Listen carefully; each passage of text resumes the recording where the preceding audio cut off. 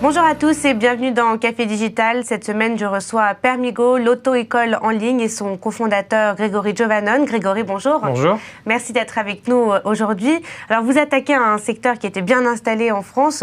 Qu'est-ce que ça change d'avoir une auto-école dématérialisée en quelque sorte? Ça change beaucoup de choses. Deux choses principalement. Le prix, 699 €, donc là on divise le prix par deux. Et le mode d'apprentissage qui se ferait principalement en ligne. Le code 100% en ligne. Vous pouvez faire ça sur votre ordinateur ou vos smartphones. Et ensuite, les heures de conduite, les moniteurs viennent à vous, ils viennent vous chercher. Alors on va revenir sur ces deux points. Le premier, le prix. Quand on sait qu'un permis, en tout cas à Paris, vaut quasiment le double, comment est-ce que vous expliquez justement avoir réussi à diminuer vos coûts par deux?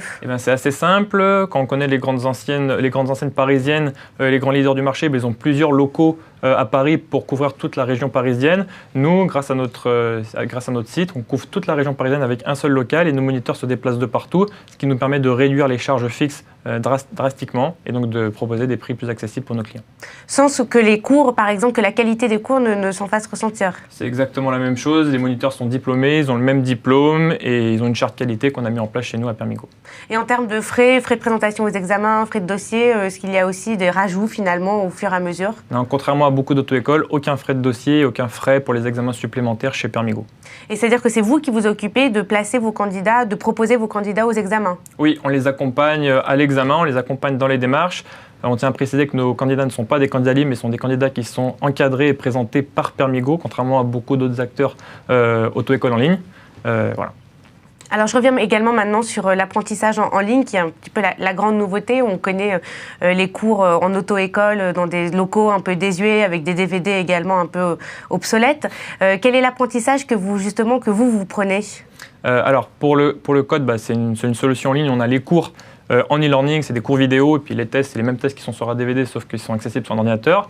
À noter qu'on n'a rien inventé, parce que ça existait bien avant notre arrivée, sauf qu'en fait, c'est pas utilisé vraiment à 100%, c'est pas exploité à 100% par les auto-écoles. Nous, on fait tout le suivi de nos élèves directement en ligne, alors qu'aujourd'hui, certaines auto-écoles l'exploitent plutôt comme un outil supplémentaire pour s'entraîner, mais elles vont pas faire le suivi dessus. Nous, on a capitalisé le suivi sur la solution en ligne, on propose uniquement cette solution en ligne pour s'entraîner à nos clients. Ils ont la salle de code, s'ils veulent venir s'entraîner, mais comme Paris est grand, ont le choix. Ils ont le choix quand même. On propose toujours les deux solutions. Mais aujourd'hui, à Lyon, notre première boutique, on a un taux de réussite de 15 sur 16, donc assez bon, et ils s'entraînent tous sur la solution en ligne. Donc ça marche plutôt bien. Alors je suppose également que la solution en ligne, vous l'avez déclinée sur tous les supports. Oui. Tablette, ordinateur et smartphone. Toujours sur l'apprentissage, comment ça se passe pour les cours de conduite? Finalement, c'est la seule chose qu'on ne peut pas dématérialiser. C'est ça, donc ça se passe bien dans une voiture, parce qu'on a beaucoup de clients qui nous disent comment ça se passe. Donc ça se passe bien sur une voiture, il n'y a aucun cours sur simulateur, voilà, c'est tout avec un moniteur salarié dans une voiture. Vous choisissez un lieu de rendez-vous. D'accord, vous choisissez un arrondissement et lieu de rendez-vous, le moniteur se déplace jusqu'à vous, vient vous chercher, vous faites votre heure de conduite et puis c'est tout bon. Comment est-ce que vous vous différenciez par rapport à vos concurrents? Parce que vous êtes nombreux à vous être lancés sur ce secteur qui était bien verrouillé auparavant. Comment est-ce que vous vous différenciez par rapport à ces nouveaux acteurs numériques également digitaux? C'est assez simple, on n'a que des acteurs pure player, donc qui sont en fait 100% en ligne, qui n'ont pas choisi le concept de boutique et de Permigo Store comme on a pu le faire. Nous, on a un Permigo Store par grande ville parce qu'on a fait le choix d'instaurer une proximité avec nos clients, d'instaurer un marketing de proximité également, et parce qu'on était persuadés, Serge et moi-même, que le client aujourd'hui, l'élève ou les parents, n'était pas prêt à payer 700 € en ligne et qu'il avait besoin au moins d'un échange, d'être assuré, d'échanger sur le concept. Donc du coup, on a créé ce concept de store dans chaque ville, ce qui nous différencie drastiquement de nos concurrents. Alors, vous avez démarré à Lyon, vous ouvrez en ce moment à Paris. Quels sont vos prochains objectifs? On a prévu donc Lille et Saint-Étienne début juillet. Et ensuite, à la rentrée, il y a 4 villes qui sont visées sur septembre-octobre, qui sont Nice, Nantes, Toulouse et Montpellier. Comment est-ce que vous avez choisi juste l'ouverture de ces villes? Avec quelle priorité? Alors c'est une histoire de commission d'agrément, puisqu'il y a une commission à chaque fois qu'on ouvre une ville. Et donc en fait les dates coïncidaient un petit peu avec nos ressources et le planning qu'on avait mis en place. Après on s'est aussi basé sur la population, parce que Lyon et Paris sont les principales villes de France avec Marseille. Donc voilà.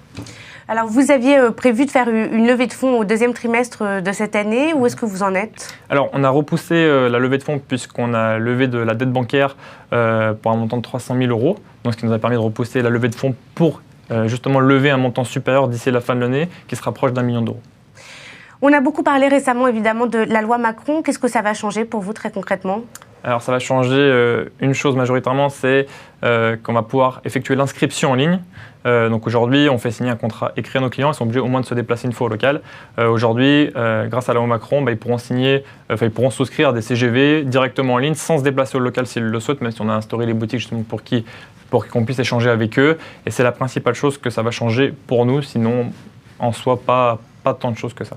À un moment, en tout cas, il avait été évoqué de modifier justement le seuil des 20 heures nécessaires de cours de conduite pour pouvoir se présenter à un examen. Vous étiez pour ou contre la modification de ce seuil ? J'étais pas forcément pour, puisque 20 heures c'est vraiment un minimum. Personne n'est prêt sur 20 heures, à part si vous apprenez en boîte automatique. À la rigueur, là c'est possible. Mais si vous conduisez en boîte manuelle, c'est forcément 30 heures. La moyenne nationale est à 31 heures. Donc parfois les élèves se disent en 20 heures je vais pouvoir passer mon permis. Donc c'est vrai que d'un côté c'était positif, on a les 20 heures, les élèves ils se disent plus ça, mais d'un côté il y aura des élèves qui auraient pu se dire je passe en 16-17 heures, alors que c'est vraiment impossible, il faut suivre un plan de formation qui est très strict. Donc on est content que ça soit maintenu. Comme ça les élèves au moins ils se disent voilà, c'est 20 heures minimum, je sais que je dois faire 20 heures et ils ont conscience qu'il y a quand même une base de formation à avoir. Une dernière question sur l'accueil qui vous a été réservé par les auto-écoles traditionnelles qui forcément n'a pas été très chaleureux. Est-ce que vous avez compris justement où vous étiez un petit peu finalement le Uber des taxis comment est-ce que, et puis dans quel état c'est aujourd'hui justement la relation avec les auto-écoles traditionnelles? Alors avec les auto-écoles, on n'a pas de problème particulier. Le seul bémol que je pourrais dire aujourd'hui, c'est qu'on a une procédure en cours avec l'UNIC, qui est le représentant des patrons d'auto-école, qui a engagé une procédure contre nous pour nous retirer l'agrément dans un premier temps.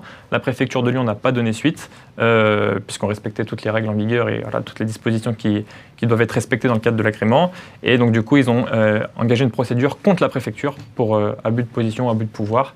Voilà. Donc on en est là avec l'UNIC, mais bon, pour l'instant, il n'y a pas de suite. On respecte toutes les lois qu'on doit respecter, donc jusque-là, pas de problème. Merci beaucoup, Grégory Giovannan. Merci à vous. À bientôt. Au revoir. Café Digital, c'est tout pour aujourd'hui. On se retrouve la semaine prochaine avec un nouvel invité.